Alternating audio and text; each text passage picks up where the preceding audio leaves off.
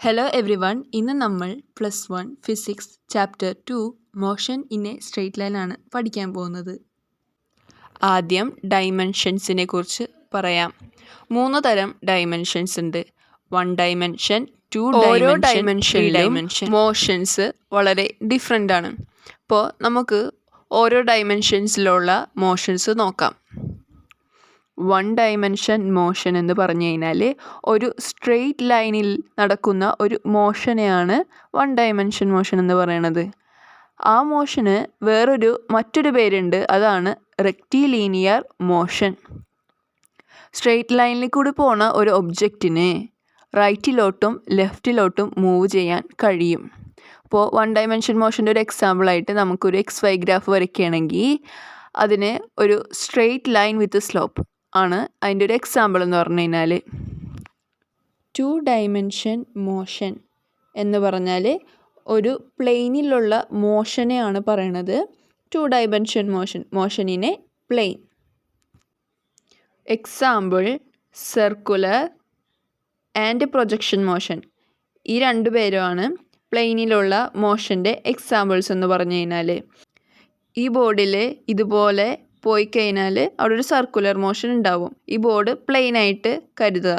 പിന്നെ XY ഗ്രാഫിൽ projection motion എന്ന് പറയുമ്പോൾ ഒരു പരാബോള ഷേപ്പിൽ വരയ്ക്കാം. അടുത്തത് 3D മോഷൻ. 3D മോഷൻ എന്ന് പറഞ്ഞു കഴിഞ്ഞാൽ ഒരു സ്പേസിൽ സംഭവിക്കുന്ന മോഷനെയാണ് 3D മോഷൻ എന്ന് പറയുന്നത്. Motion in space.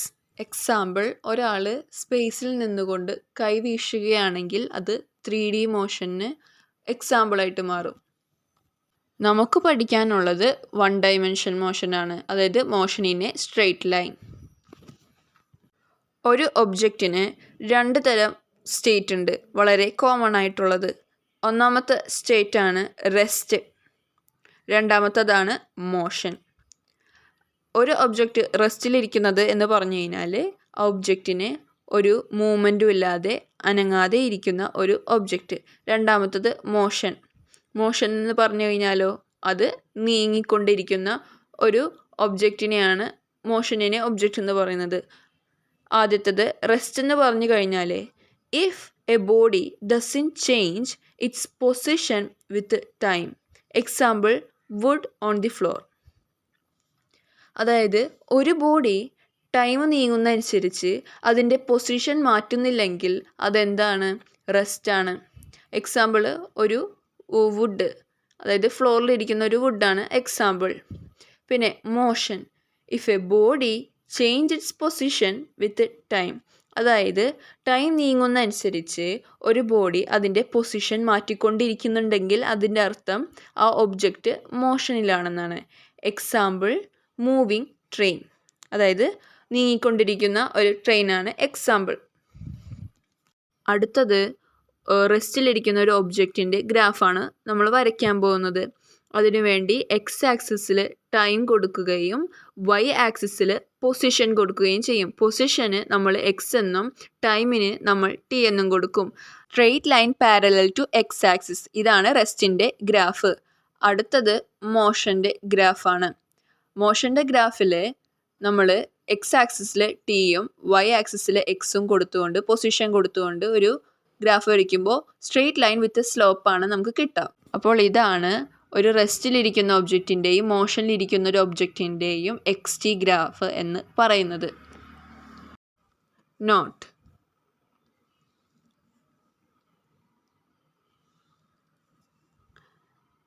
nothing is at absolute rest or in motion. അതായത് ഒരു ഒബ്ജക്റ്റും റെസ്റ്റിലല്ല, അതുപോലെ തന്നെ ഒരു ഒബ്ജക്റ്റും മോഷനിലുമല്ല. Because rest and motion are relative terms. കാരണം റെസ്റ്റും മോഷൻ എന്ന് പറയുന്നത് ഒരു റിലേറ്റീവ് ടേംസ് ആണ് അവർ. അപ്പോൾ എക്സാമ്പിൾ നമ്മൾ പറയുകയാണെങ്കിൽ ഒരു സ്ട്രെയിറ്റ് പാത്തിൽ കൂടി സഞ്ചരിക്കുന്ന ഒരു ബസ്സിനെ പറയാം.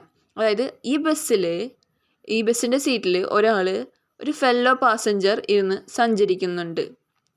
എന്താണ് പറഞ്ഞത്? ബസ് സ്ട്രെയിറ്റ് ലൈനിലാണ് സഞ്ചരിക്കുന്നത്. അതുപോലെ തന്നെ ഈ സ്ട്രീറ്റിലായിട്ട് ഒരു ഔട്ട്സൈഡർ നിൽക്കുന്നുണ്ട്. അതായത് ഈ ബസ്സിന് പുറത്തായിട്ട് ഒരു ആൾ നിൽക്കുന്നുണ്ട്. ഈ ബസ്സിലിരിക്കുന്ന ആളിനെ നമ്മൾ ഫെല്ലോ പാസഞ്ചർ എന്നും പുറത്ത് നിൽക്കുന്ന ആളിനെ നമ്മൾ ഔട്ട്സൈഡർ എന്നും പറയും.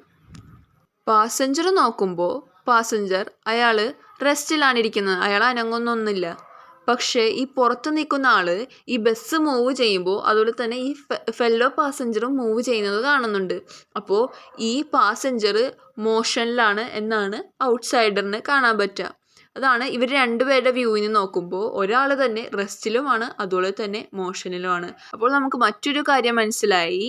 It depends on the observers frame of reference. അതായത് ഈ കാണുന്ന ഈ ഒബ്സർവ് ചെയ്യുന്ന ആളുടെ ഫ്രെയിം ഓഫ് റെഫറൻസിനെ ഡിപ്പെൻഡ് ചെയ്യുന്നു. അതുകൊണ്ടാണ് rest and motion are relative terms എന്ന് പറയുന്നത്. പക്ഷേ എന്താണ് ഫ്രെയിം ഓഫ് റെഫറൻസ്? പറയാം. Frame of reference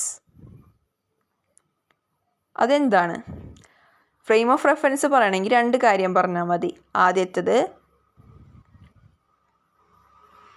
rectangular coordinate system. രണ്ടാമത്തത് ക്ലോക്ക് ടു മെഷർ ടൈം. എന്താണ് റെക്റ്റാങ്കുലർ കോർഡിനേറ്റ് സിസ്റ്റം? എക്സാമ്പിൾ, ഇപ്പോൾ നിങ്ങൾ ഇരിക്കുന്ന റൂമിലെ ഒരു റെക്റ്റാങ്കുലർ കോർഡിനേറ്റ് സിസ്റ്റമായിട്ട് ഇമാജിൻ ചെയ്യുക. അതിൻ്റെ ഒരു കോർണറിലോട്ട് നോക്കിക്കഴിഞ്ഞാൽ അതിനെ ഒരു 3 പെർപെൻഡിക്കുലർ ആയിട്ടുള്ള ആക്സിസ് ആയിട്ട് ഇമാജിൻ ചെയ്യുക. 3 ആക്സിസുകളുടെ പേരാണ് എക്സ്, വൈ ആൻഡ് ഇസഡ്. ഇവർ എല്ലാ ആക്സിസുകളും തമ്മിൽ പെർപെൻഡിക്കുലർ ആണ്, 90 ഡിഗ്രിയാണ്. ഒറിജിനെ നമ്മൾ ഒ എന്ന് ഡിനോട്ട് ചെയ്യുന്നു. അടുത്തത്, ഈ റെക്റ്റാങ്കുലർ കോർഡിനേറ്റ് സിസ്റ്റത്തിൽ ഒരു ഒബ്ജക്റ്റിൻ്റെ പൊസിഷനെ ഡിനോട്ട് ചെയ്യാം. അതൊരു ഡോട്ടായിട്ട് ഡിനോട്ട് ചെയ്യാം. അതിൻ്റെ കോർഡിനേറ്റ്സ് ആണ് എക്സ്, വൈ, ഇസഡ്. ഈ കോർഡിനേറ്റ്സ് ഉപയോഗിച്ച് നമുക്ക് ആ പൊസിഷൻ കണ്ടെത്താൻ സാധിക്കും. ഈ റെക്റ്റാങ്കുലർ കോർഡിനേറ്റ് സിസ്റ്റത്തിൻ്റെ ഒപ്പം ഒരു ക്ലോക്ക് കൂടി ആഡ് ചെയ്ത് കഴിഞ്ഞാൽ നമ്മൾ അതിനെ ഒരുമിച്ച് ഫ്രെയിം ഓഫ് റെഫറൻസ് എന്ന് പറയും.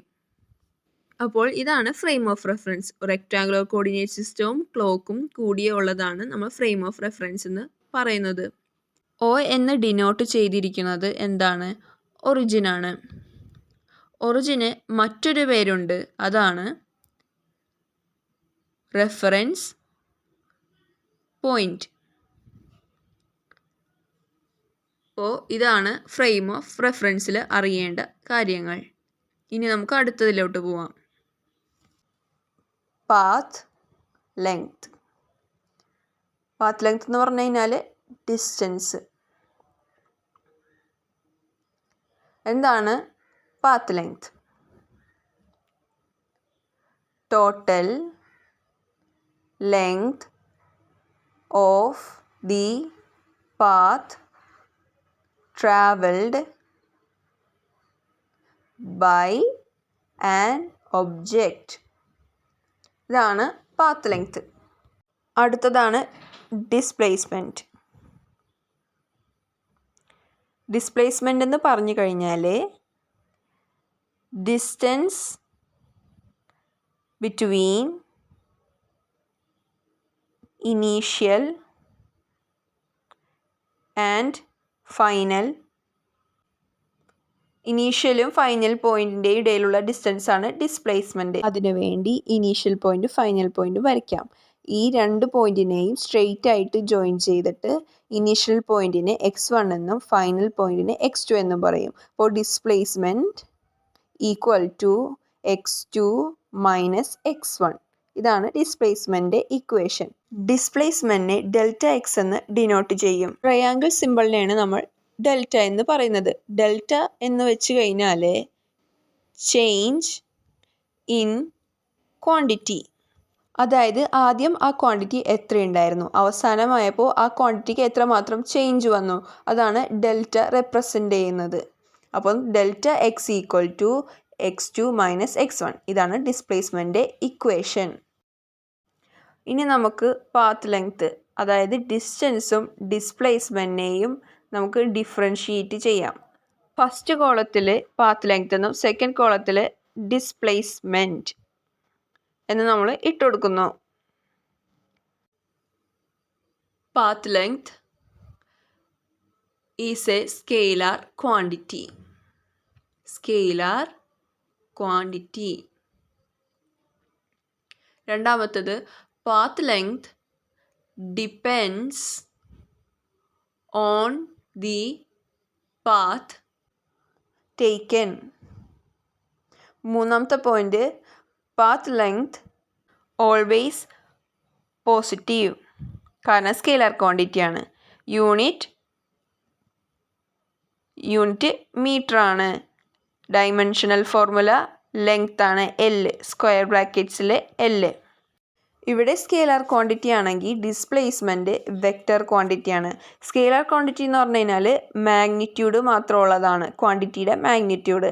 വെക്റ്റർ ക്വാണ്ടിറ്റി എന്ന് പറഞ്ഞാൽ ആ ക്വാണ്ടിറ്റിക്ക് മാഗ്നിറ്റ്യൂഡും ഉണ്ട് ഡയറക്ഷനും ഉണ്ട്. രണ്ടാമത്തെ പോയിന്റ് ആണ് displacement depends on the initial and final points.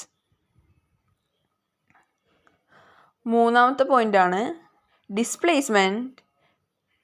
ഇവിടെ പോസിറ്റീവ് ആണെങ്കിൽ ഡിസ്പ്ലേസ്മെൻറ്റ് എന്തായിരിക്കും? Displacement can be positive or negative, കാരണം അത് വെക്റ്റർ ക്വാണ്ടിറ്റിയാണ്, ഡയറക്ഷൻ ഉണ്ട്. ഇവിടെ എപ്പോഴും പോസിറ്റീവാണ്, കാരണം സ്കെയിലാർ ക്വാണ്ടിറ്റിയാണ്, അതിന് ഡയറക്ഷൻ ഇല്ല. ഇനി അടുത്തത് ഡിസ്പ്ലേസ്മെൻറ്റ് യൂണിറ്റ് എന്ന് പറയുന്നത് മീറ്റർ ആണ്. ഡിസ്പ്ലേസ്മെൻറ്റ് ഡൈമെൻഷണൽ ഫോർമുല എന്ന് പറയുന്നത് ലെങ്ത് ആണ്, L, സ്ക്വയർ ബ്രാക്കറ്റ്സിൽ L എന്ന് ഇട്ട് കൊടുക്കുക.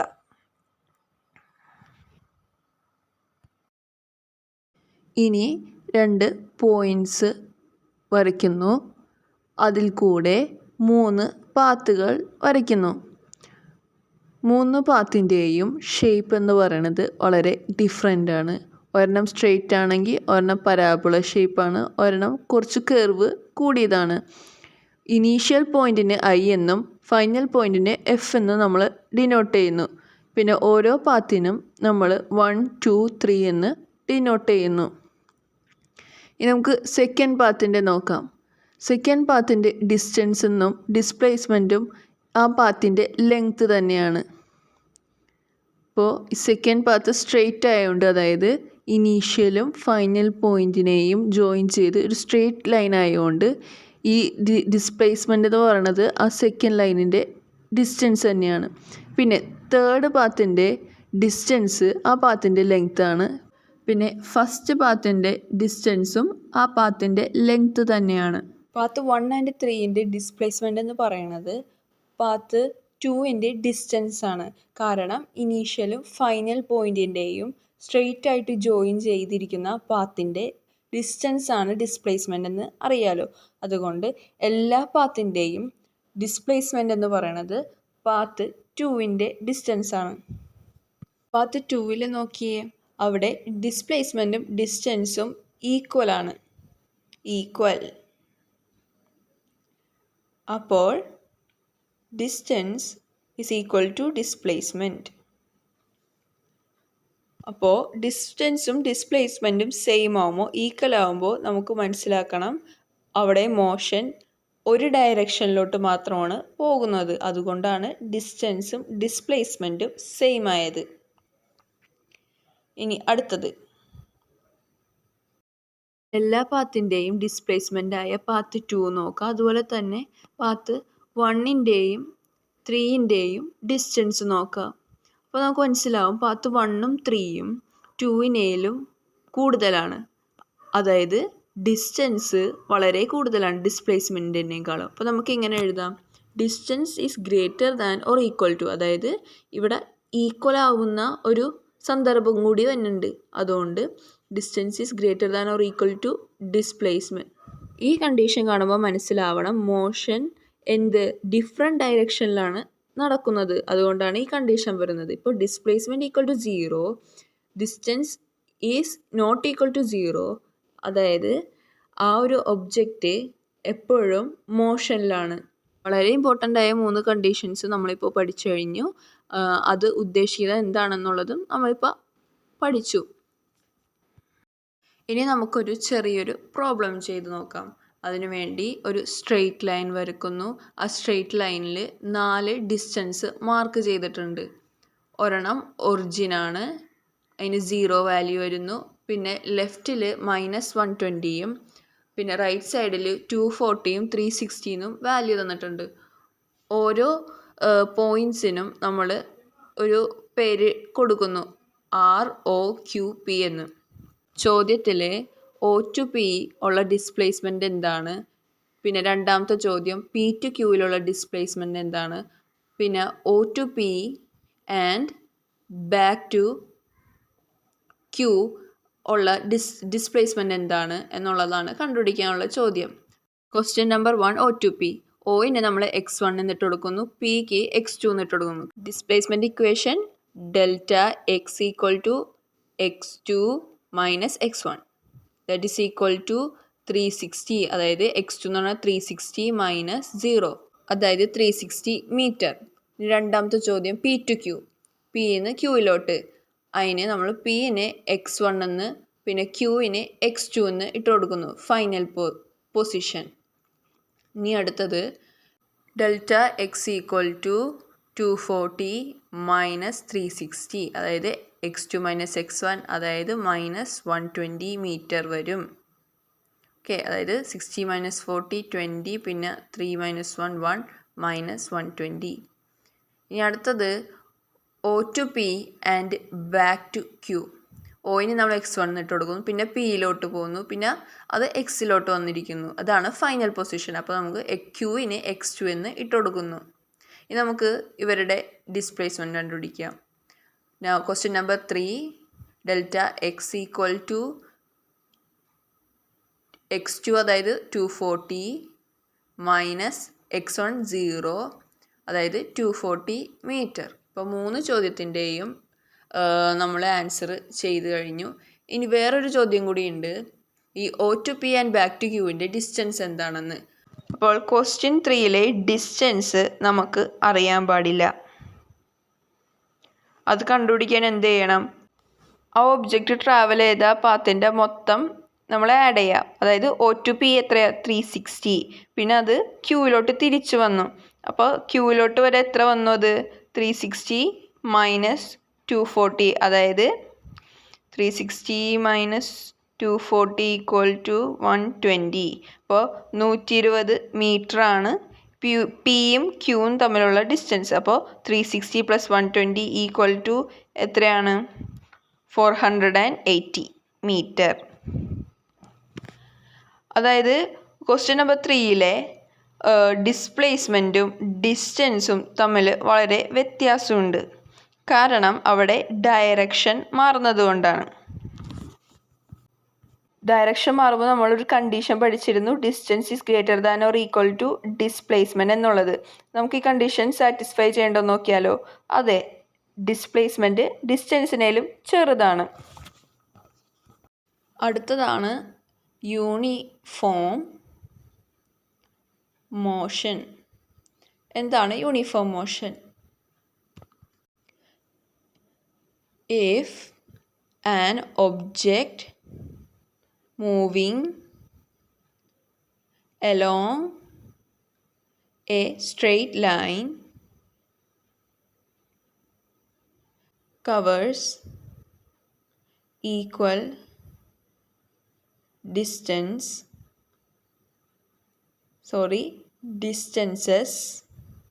in equal intervals of time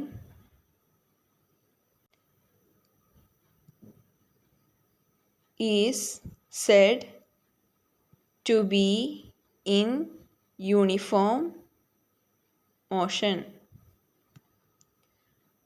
along a straight line. If an object moving along a straight line covers equal distances in equal intervals of time is said to be in uniform motion along a straight line. Equal ടൈമിൽ equal ഡിസ്റ്റൻസുകൾ cover ചെയ്തുകൊണ്ടേ ഇരിക്കുകയാണെങ്കിൽ ആ മോഷന് നമ്മൾ uniform ആണെന്ന് പറയും. ആ motion ഏത് മോഷനായിരിക്കണം? Straight line മോഷനായിരിക്കണം. ഇതിന് എക്സാമ്പിളായിട്ട് ഒരു സ്ട്രെയിറ്റ് ലൈനിൽ കൂടെ ഒരു പേഴ്സൺ നടക്കുകയാണെന്ന് നമ്മൾ ഇമാജിൻ ചെയ്യുക. ആ പേഴ്സൺ 1 മിനിറ്റിൽ അല്ലെങ്കിൽ 0 മിനിറ്റ് നമുക്ക് ആക്കാം, കൺഫ്യൂഷൻ ആവാണ്ടിരിക്കാൻ വേണ്ടി. 0 മിനിറ്റിൽ അയാൾ ഇനീഷ്യൽ പോയിന്റിൽ 0 മീറ്റർ ആയിരുന്നു സഞ്ചരിച്ചത്. അപ്പോൾ 1 മിനിറ്റ് കഴിഞ്ഞപ്പോൾ അയാൾ 5 മീറ്റർ സഞ്ചരിച്ചു. ഇനി അടുത്ത 1 മിനിറ്റ്, അതായത് 2 മിനിറ്റ് ആയപ്പോൾ ടോട്ടൽ ടൈം. അപ്പോൾ അയാൾ എത്ര സഞ്ചരിച്ചു? 5 മീറ്റർ സഞ്ചരിച്ചു. ഇപ്പോൾ ടോട്ടൽ 10 ആയി. അതുപോലെ ഇങ്ങനെ ഇയാൾ പോയിക്കൊണ്ടിരിക്കുകയാണ്. അപ്പോൾ നമുക്ക് മനസ്സിലാക്കാൻ പറ്റും ഇയാൾ യൂണിഫോം മോഷനിലാണെന്ന്.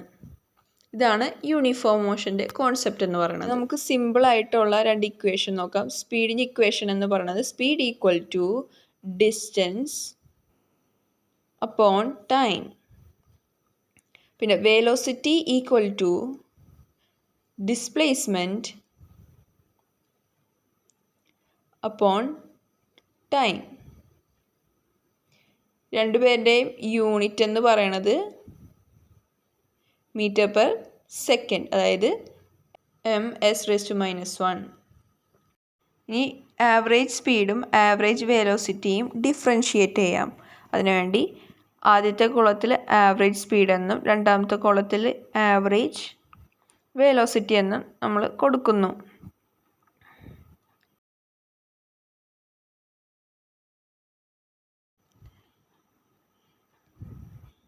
എന്താണ് average speed? It is the total path length traveled divided by total time interval. ഇനി അടുത്തത് ആവറേജ് വെലോസിറ്റി എന്താണ്?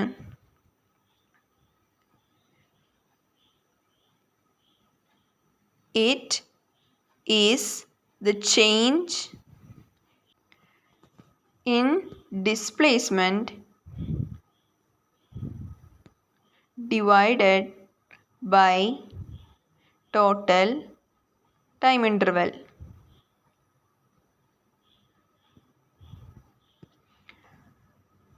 ഇനി അടുത്തത് ആവറേജ് സ്പീഡിൻ്റെ ഇക്വേഷൻ എന്താണ്? Average speed equal to total path length divided by total time interval. ഇനി average വെലോസിറ്റിയുടെ equation എന്താണ്? ആവറേജ് വെലോസിറ്റിക്ക് നമ്മൾ, അതായത് ആവറേജ് ക്വാണ്ടിറ്റികൾക്ക് നമ്മൾ വേറൊരു രീതിയിൽ ഡിനോട്ട് ചെയ്യും, ബാർ ഇട്ടിട്ട്. അപ്പോൾ ആവറേജ് വെലോസിറ്റി, അതായത് വി ബാർ ഈക്വൽ ടു, അതായത് change in displacement x2 minus x1, change in displacement divided by total time interval, അതായത് t2 minus t1. Change in displacement, അതായത് x2 minus x1 delta X ആണ്, divided by, അതായത് ഇവിടെ change in quantity ആയിട്ട് delta T എന്നിട്ട് കൊടുക്കുന്നു. അപ്പോൾ V ബാറിൻ്റെ equation delta X by delta T. ഇനി അടുത്തത് ആവറേജ് സ്പീഡ് ഒരു സ്കെയിലാർ ക്വാണ്ടിറ്റിയാണ്, കാരണം സ്പീഡ് ഒരു സ്കെയിലാർ ക്വാണ്ടിറ്റിയാണ്. പിന്നെ അതുപോലെ തന്നെ ആവറേജ് വെലോസിറ്റി ഒരു വെക്റ്റർ ക്വാണ്ടിറ്റിയാണ്. സ്കെയിലാർ ക്വാണ്ടിറ്റിക്ക് മാഗ്നിറ്റ്യൂഡും വെക്റ്റർ ക്വാണ്ടിറ്റിക്ക് മാഗ്നിറ്റ്യൂഡും ഡയറക്ഷനും ഉണ്ട്. ഇനി ആവറേജ് സ്പീഡിൻ്റെയും ആവറേജ് വെലോസിറ്റിയുടെയും രണ്ടിൻ്റെയും യൂണിറ്റ് സെയിം ആണ്, അതായത് മീറ്റർ പെർ സെക്കൻഡ്. പിന്നെ average speed is always positive, but average velocity can be positive or negative, കാരണം അത് വെക്റ്റർ ക്വാണ്ടിറ്റിയാണ്, ഡയറക്ഷൻ ഉള്ളതുകൊണ്ട്. അപ്പോൾ ഇങ്ങനെയാണ് ആവറേജ് സ്പീഡിനെയും ആവറേജ് വെലോസിറ്റിനെയും നമ്മൾ ഡിഫറൻഷിയേറ്റ് ചെയ്യുന്നത്. ഇനി ആവറേജ് സ്പീഡിൻ്റെയും ആവറേജ് വെലോസിറ്റിൻ്റെയും കുറച്ച് കണ്ടീഷൻസ് പഠിക്കാമാണ്. Case 1, if displacement equal to 0, average velocity equal to 0, അതായത് ആവറേജ് വെലോസിറ്റി എന്താണ്? ടോട്ടൽ ഡിസ്പ്ലേസ്മെൻറ്റ് ബൈ ടോട്ടൽ ടൈമാണ്. ഇപ്പോൾ ഡിസ്പ്ലേസ്മെൻറ്റ് 0 ആണെങ്കിൽ അവിടെ എന്തായിരിക്കും? 0/t എന്ന് വരും. 0/t എന്ന് പറഞ്ഞാൽ 0, അതായത് ആവറേജ് വെലോസിറ്റി ഈക്വൽ ടു 0. ഇനി അടുത്തത് ആവറേജ് സ്പീഡിനെ കുറിച്ചാണ് പറയാൻ പോകുന്നത്. അതായത് average speed is always positive. നമുക്കറിയാം ആവറേജ് സ്പീഡ് എപ്പോഴും പോസിറ്റീവ് ആയിരിക്കും. അപ്പോൾ എന്താണ്? ഈസ് നോട്ട് ഈക്വൽ ടു 0, അതായത് 0 ആവില്ല, പക്ഷെ എപ്പോഴും പോസിറ്റീവ് ആയിരിക്കും. അപ്പോൾ ഇതിൽ നിന്ന് നമുക്ക് മനസ്സിലാവും ആവറേജ് സ്പീഡ് എപ്പോഴും വലുതായിരിക്കും ആവറേജ് വെലോസിറ്റിനേലും. അപ്പോൾ നമുക്ക് ഈ കണ്ടീഷൻ വെച്ച് ഒരു കണ്ടീഷൻ ഉണ്ടാക്കാമല്ലോ. ആവറേജ് സ്പീഡും ആവറേജ് വെലോസിറ്റി എഴുതാണ്. എന്തായിരിക്കും? ആവറേജ് സ്പീഡ് എപ്പോഴും വലുതാവണത് കൊണ്ട് നമ്മൾ ഗ്രേറ്റർ ദാൻ സിമ്പിൾ ഇടുന്നു. Average speed is greater than, ഇനി ഈക്വൽ ആവാനും ചാൻസ് ഉണ്ട്. Average speed is greater than or equal to average velocity. ഇനി കേസ് 2. കേസ് 1 ഈക്വൽ ആവുന്നു എന്ന് പറയുന്നുണ്ട്. ഈക്വൽ ആവണത് കേസ് 2 നമ്മൾ പറയും, അതായത് സെയിം ഡയറക്ഷൻ. അതായത് ഇവർക്ക് ഈ മോഷൻ സംഭവിക്കുന്ന സെയിം ഡയറക്ഷനിലാണെങ്കിൽ ഈ path length is equal to displacement. അത് നമ്മൾ പറഞ്ഞായിരുന്നു, കഴിഞ്ഞ പ്രാവശ്യത്തെ കണ്ടീഷനിൽ പഠിച്ചാണ്. Distance equal to displacement if they are travelling in same direction. അപ്പോൾ പാത്ത് ലെങ്ത്തും ഡിസ്പ്ലേസ്മെൻറ്റും സെയിം ആവുമ്പോൾ ആവറേജ് സ്പീഡും ആവറേജ് വെലോസിറ്റിയും സെയിം ആവും. അപ്പോൾ average speed equal to average velocity. രണ്ടുപേരും ഒരേ ഡയറക്ഷനിൽ പോവുകയാണെങ്കിൽ രണ്ടിൻ്റെയും ക്വാണ്ടിറ്റി സെയിം ആയിരിക്കും.